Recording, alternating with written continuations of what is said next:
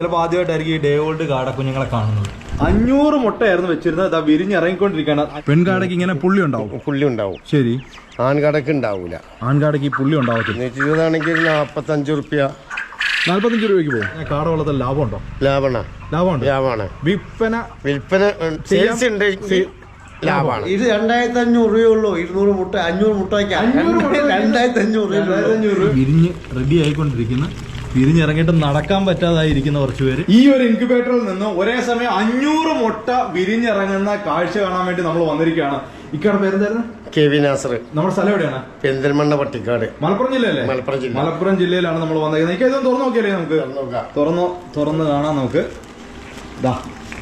500 മുട്ടയായിരുന്നു വെച്ചിരുന്നത്. ഇതാ വിരിഞ്ഞിറങ്ങിക്കൊണ്ടിരിക്കുകയാണ്. 500 കാടമുട്ടയായിരുന്നു കേട്ടോ വെച്ചിരുന്നത്. 500 കാടമുട്ടയാണ് വെച്ചിരുന്നത്. അത് ഇതുണ്ടോ, ഞാൻ ആദ്യമായിട്ടാണ് ഡേ ഓൾഡ് കാടക്കുഞ്ഞുങ്ങളെ കാണുന്നത്. ചിലപ്പോൾ നമ്മുടെ ഈ വീഡിയോ കാണുന്ന പലരും ചിലപ്പോൾ ആദ്യമായിട്ടായിരിക്കും ഈ ഡേ ഓൾഡ് കാടക്കുഞ്ഞുങ്ങളെ കാണുന്നത്. എല്ലാവരുടെയും കാര്യമല്ല കേട്ടോ, ഞാൻ പൊതുവേ അങ്ങ് പറഞ്ഞത്. ഇതുകൊണ്ടോ എന്ത് ഭംഗിയാന്ന് നോക്കിയേ. അതുകൊണ്ട് ഓരോരുത്തർക്ക് വിരിഞ്ഞ് റെഡി ആയിക്കൊണ്ടിരിക്കുന്ന, വിരിഞ്ഞിറങ്ങിയിട്ട് നടക്കാൻ പറ്റാതായിരിക്കുന്ന കുറച്ച് പേര്. എന്തുകൊണ്ടാണ് നമ്മളിതിനകത്ത് കാടമുട്ട വെച്ചത്? നമുക്ക് ആവശ്യത്തിന് കുട്ടികളെ കിട്ടാല്ലാത്തതുകൊണ്ട് പ്രൈവറ്റിലാണെങ്കിൽ നമ്മൾ മുൻകൂട്ടി ബുക്ക് ചെയ്യണം. അതുകൊണ്ടാണ് ഞാൻ എപ്പോഴും ആണെങ്കിൽ നമുക്ക് ഇവിടെ തന്നെ ഉണ്ടാക്കാം. നമ്മുടെ പാരന്റ് സ്റ്റോക്ക് ഉണ്ടോ? നമ്മുടെ ഉണ്ട്. എത്ര ഉണ്ട്? 3000 ഉണ്ട്. 3000 കാട നമ്മുടെ ഉണ്ട്. അപ്പൊ അതിനകത്തുനിന്ന് മുട്ട എടുത്ത് നമ്മൾ വിരിയിച്ചോണ്ടിരിക്കുകയാണ്. നമ്മൾ വിരിയിച്ചോണ്ടിരിക്കുകയാണ്. ശരി. അപ്പൊ എത്ര എണ്ണം ആക്കാനാണ് പ്ലാൻ? 20,000 ആക്കാനാണ് പ്ലാന്. 20,000 കാടയുടെ സ്റ്റോക്ക് ആക്കാനാണ് പ്ലാൻ. ഇതാ ഒന്നുകൂടെ കാണിച്ചുതരാം. പിന്നെ വേറൊരു സംശയം ചോദിച്ചേ, ഇവിടെ കണ്ടു മുട്ടയ്ക്ക് ഡിമാൻഡ് ഉണ്ടോ? കാടമുട്ടയ്ക്ക് ഇവിടെ കുറച്ച് ഡിമാൻഡ് ഉണ്ട്. കാടമുട്ടയ്ക്ക് ഡിമാൻഡ് ഉണ്ട്. എത്ര എണ്ണം വരെയൊക്കെ പോകുന്നുണ്ട് ഒരു ദിവസം? നമുക്ക് ഒരു ദിവസം 30 പെട്ടി പോകുന്നുണ്ട്. 30 പെട്ടി? 30 പെട്ടി എന്ന് പറഞ്ഞാൽ ആയി വരുന്നുള്ളൂ. അത് 30 പെട്ടി എന്ന് പറഞ്ഞാൽ ഒരു പെട്ടിക്കകത്ത് ഒരു പെട്ടിയിൽ 40 പീസാണ്. ഒരു പെട്ടിയിൽ 40 പീസ് വെച്ചിട്ട് 30 എണ്ണം വരെയൊക്കെ പോകുന്നുണ്ട് ഒരു ദിവസം. അത്യാവശ്യം നല്ല ഡിമാൻഡ് ഉണ്ട്. ശരി. അപ്പൊ ഇങ്ങനെ ഈ ഒരു ഇൻക്യുബേറ്റർ മേടിച്ച് വെച്ചിട്ട്, ഇത് നമ്മുടെ പാലക്കാട് നിന്ന് കൊണ്ടുവന്ന ഇൻക്യുബേറ്റർ ആണ്. പാലക്കാട് സന്തോഷമായിട്ട് എടുത്തു.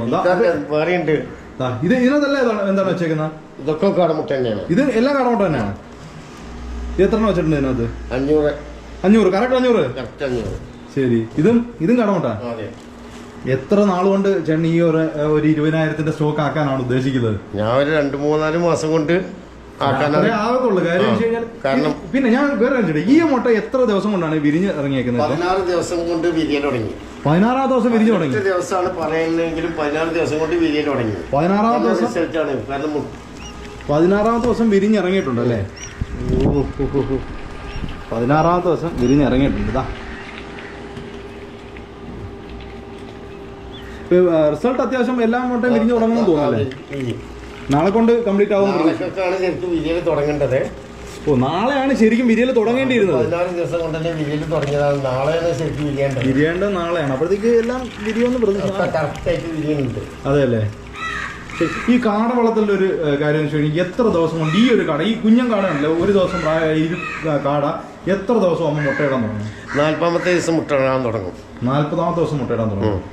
40ാമത്തെ ദിവസം തൊട്ട് മുട്ടയിടാൻ തുടങ്ങും. അതായത് 1.5 മാസത്തിനുള്ളിൽ നമുക്ക് റിസൾട്ട് വന്നു തുടങ്ങും. റിസൾട്ട് വരും.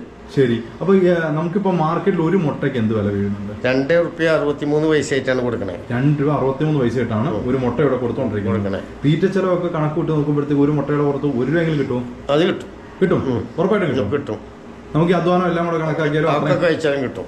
ഓക്കെ. നമുക്കിനി ഈ കാട ഫാം ഉണ്ടല്ലോ, ഇതാണ് നമ്മുടെ പാരന്റ് സ്റ്റോക്ക്. ഇപ്പൊ നമ്മൾ കണ്ട കുഞ്ഞുങ്ങളുടെ അച്ഛനമ്മമാര് ഇവരാണ്. അതായത് ആൺകാടയും പെൺകാടയും ഒരുമിച്ചിട്ടേക്കുവാണ് കൊത്തുമുട്ട ഉൽപ്പാദിപ്പിക്കാനായിട്ട്.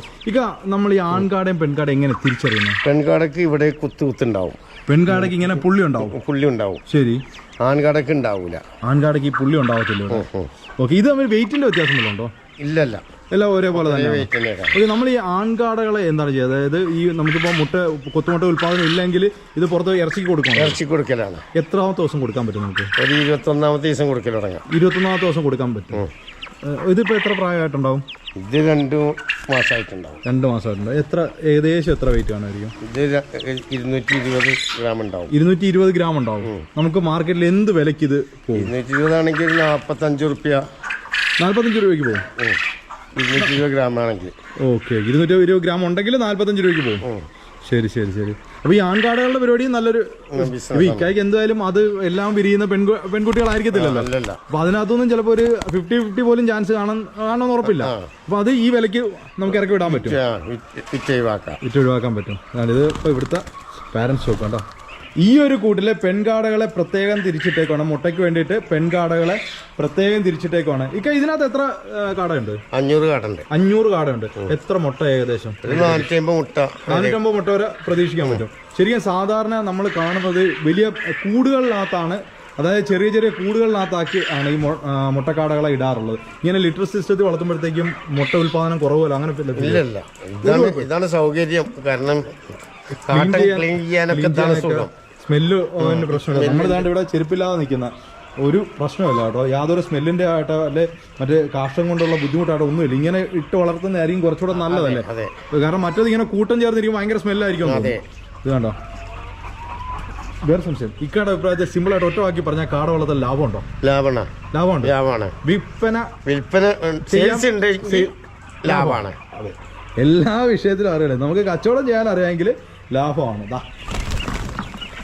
ഞാൻ പുതിയൊരു ഇൻക്യുബേറ്റർ കൊടുക്കാൻ വേണ്ടി വന്നതാണ്. പുതിയ ഇൻക്യുബേറ്റർ കൊടുക്കാൻ വന്നതാണ്. 500 മുട്ട ഒരുമിച്ച് വിരിഞ്ഞിറങ്ങിയത് കണ്ടിട്ട് പോയതാണ്. ആ ഒരു അളവിലുള്ള പുതിയൊരു ഇൻക്യുബേറ്റർ കൊടുക്കാനായിട്ട് വന്നതാണ്. അതെ, സന്തോഷമാണ് ഇത്. സന്തോഷം. ആൾക്ക് ഇനിയും വേണം വേണ്ടണ്ട്. എല്ലാ മാസം 2 വെച്ച് ഇപ്പൊ 1, 2, 3, 4ാമത്തെ ഇൻക്യുബേറ്റർ ആയിട്ടുണ്ട്. അപ്പൊ കഷ്ടപ്പെടുന്നവർക്ക് ഏത് തൊഴിലും വിജയിക്കുന്ന ഒരു തെളിവാണ്. അതെ അതെ അതെ, മനസ്സിലായില്ലേ?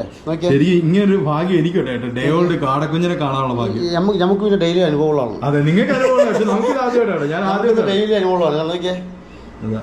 അപ്പൊ ഇതേപോലെ ഒരു കഷ്ടം ഇതുപോലുള്ള നല്ല കിടല ഇൻക്യുബേറ്റർ ഇനിയും ആര് ചോദിച്ചാലും എപ്പോ ചോദിച്ചാലും കൊടുത്തോളൂ. എപ്പോഴും സ്റ്റോക്ക് ഉണ്ട്. ഇത് 2500 രൂപയുള്ളൂ. 200 മുട്ട 500 മുട്ട വയ്ക്കാം.